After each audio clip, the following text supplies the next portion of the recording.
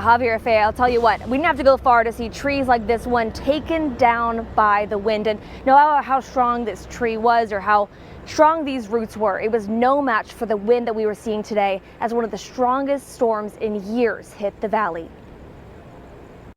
We were sitting here and literally within, I'd say 10 seconds, it was kind of little dark, but then it went pitch black. Scared the lights out of me. I didn't know what to think. A lackluster monsoon season ending tonight with a whopper of a weather event hitting across the valley. Roads turning to rivers, lampposts and signs tumbling onto streets. And trees snapped like toothpicks. They're like a tornado almost. We ran into Albert as he walked around his neighborhood surveying the damage. His home, one of many in the valley hit by power outages and powerful winds. Almost knocked a palm tree down. So there's palm leaves everywhere in my yard. Once those winds started picking up, this Arizona native knew what to do. I was outside, but I got inside real quick. No deaths or injuries reported from the storm so far, but the extent of the physical damage still to be seen. The storm leaving people we spoke to in awe of its power. Coming from somebody from the East Coast, seeing it for the first time was not just amazing, but breathtaking.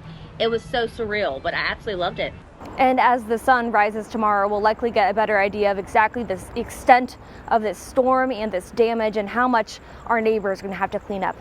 Live in Phoenix, Rachel Louise, Just Arizona Tonight. We begin with continuing coverage of breaking news out in the East Valley. An Apache Junction officer is fighting for their life in the hospital after being shot during an investigation near Ironwood and Elliott. Rachel Louise just on scene all day getting the latest details from investigators. Rachel? Yeah, police say they were called to this area after they were told there was a man driving around brandishing a gun. That man is now in the hospital along with an Apache Junction police officer. We're told that police officer is still not out of the woods. He's in critical but stable condition. The specifics of his injury aren't known, but we are told he was shot in his upper body. We're also told the suspect is also in custody. He's been undergoing surgery for his injury after he was shot by police. Officials say he is a 37-year-old man, and Apache Junction police say that when they were arrived to confront that suspect, he got out of his car. He began walking with his gun through this neighborhood and not responding to anything officers were saying or telling him to do. Police say they attempted to use less lethal ammunition on the man, but he then began shooting at officers. He had the gun in the vehicle with him, so when he got out of the vehicle, he brought that gun with him and continued down the street where we could see him with that gun in his hand. We are still waiting for more information on the specifics of how that suspect is doing, as well as specifics about how that officer is doing, but we'll be keeping you updated throughout the night. We're also told Mesa Police will be keeping an eye on this investigation as they'll be taking it from here. Live in Apache Junction, Rachel Louise, Just ABC 15 Arizona. We have team coverage tonight trying to get answers for you about all of this and really find out what's next. So we have a team asking questions, seeking answers from our lawmakers tonight. And we start our team coverage with ABC 15's Rachel Louise, Just looking at that decision and what the reaction is tonight. Rachel joins us live from the Arizona Supreme Court. Rachel? Yeah, today's decision from the state Supreme Court behind me is now putting in place one of the most extreme abortion bans in the nation, with no exceptions for rape or for incest, only for the life of the mother. And for those who have been fighting to get to this point for the last couple of years, even decades, their reaction today is not all the same. Lynn Dyer has spent 5 of her 8 decades outside Arizona abortion clinics. Can I give you this information about our women's clinic? Trying to convince people not to get abortions. I'm here to help you this morning. We were with her outside a Glendale clinic as the decision came down. They ruled in favor of the 1800s law. You mean? I'm sorry. I can hardly breathe. You mean abortion is going to be in Arizona? A 51-year fight leading up to this. This has to be such a victory for you.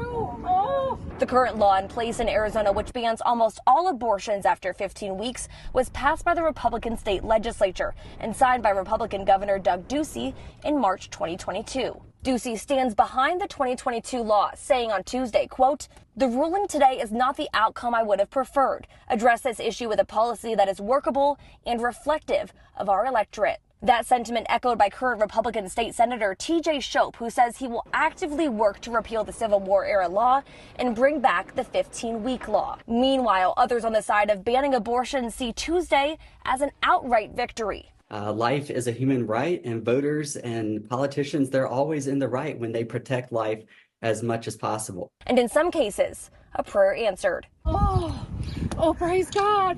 I just feel like there's never a reason to take the life of an innocent child, that God has a purpose and a plan for it. Yeah, frankly, a lot of frustrations as a lot of people are seeing their flights delayed or canceled. Just to give you a visual of that, see all of these yellows right here. Those are all delays, and the red, those are cancellations. This is actually, I would maybe dare to say, even a little bit better than it was earlier. So it shows how bad it's been throughout the day. It's actually been difficult to find someone who hasn't had a flight delayed or canceled. So far, we've seen almost 250 delays at this point, as well as 73 cancellations. That's putting Phoenix in third place on the FlightAware misery map for the most cancellations and delays in the country. The FAA has also ordered an airport closure for private flights at Phoenix Sky Harbor, and commercial flights allowed to continue, even though most of them are not on time.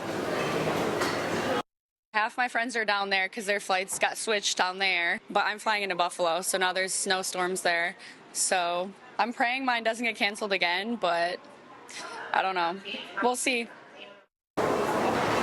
And if you are flying, I'll just pass on some suggestions from a few of the travelers we talked to today, saying arrive early because we have seen some very long lines out here. If you're able, maybe even move that flight a little bit earlier in the day, as we're hearing that might help in some cases. And of course, keep all of those alerts on because things are changing practically by the minute. Craig, live at Phoenix Sky Harbor, Rachel Louise, just ABC 15 Arizona.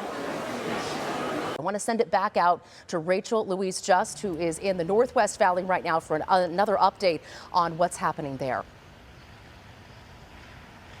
Yeah, Amber, and Sun City flooding continues. We're seeing the remnants still of the showers that we got here earlier, though I am seeing some flooding going down just a little bit. Still, you see behind me, there is a car that's still stuck, and we've actually started to see some law enforcement get back out here. We have a Sun City posse that recently arrived. It seems like they're just monitoring the situation at this point, but right now, we are seeing people that are able to drive through these flooded areas. I wouldn't necessarily recommend that, but we are seeing it happening.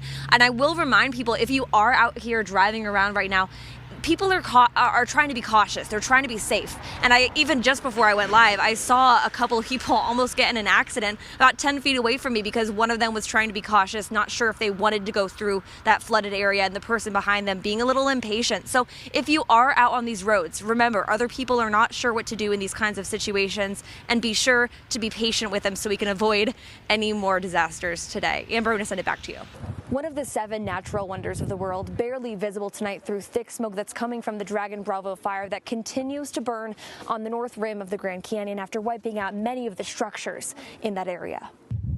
The wind that caused the Dragon Bravo fire to explode in size still whipping through the canyon on Monday night.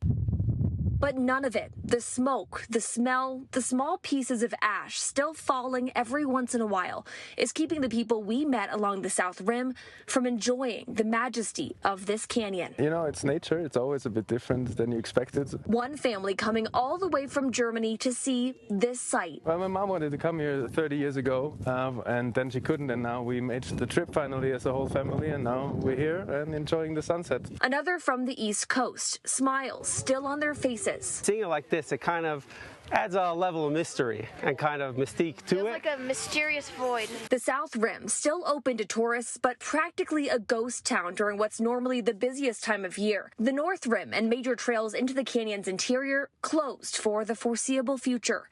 Now, questions growing about how this fire was handled. Republicans and Democrats on the state and federal level calling for an investigation into how the fire was managed after it started from a lightning strike. At the Grand Canyon South Rim, Rachel Louise Just, Arizona Tonight.